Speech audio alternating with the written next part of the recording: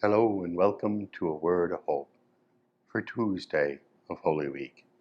I'm Father Scott, the technology guy, and we have a tricky scripture.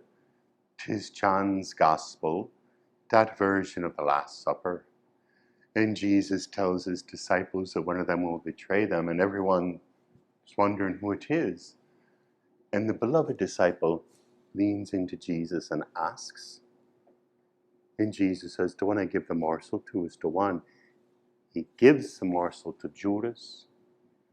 And then he says, what you're going to do quickly. And then the scripture goes on.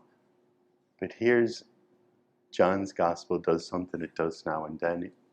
It gets a little tricky. Things are going on different levels. And that moment expands out. Because when Judas eats the morsel, it says, Satan enters him. And then John tells us that, but no one understood what Jesus meant when he said, what you're going to do quickly. But of course, 'tis not true. The beloved disciple knew what was going on.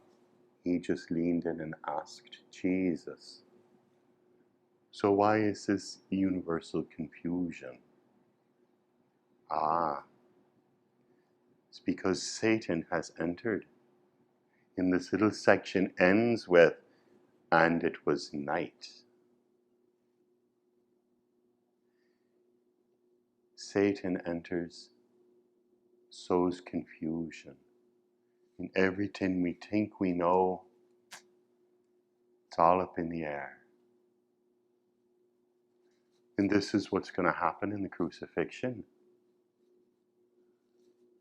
The beloved disciple, he at least stays with Jesus at the foot of the cross, but he doesn't help him. Peter right here is going to say, I'll follow you anywhere, Jesus. And Jesus says, no, you won't. You'll deny me 3 times before the cock crows. And then Judas betrays him. Maybe he has his own motives, but do we really think we know who we are in this story? Are we the beloved disciple who at least stays with Jesus but doesn't help? When push comes to shove, do we run away from our faith like Peter? Or are we, what we're doing even now that we think is righteous, really betraying Jesus? We can't be sure.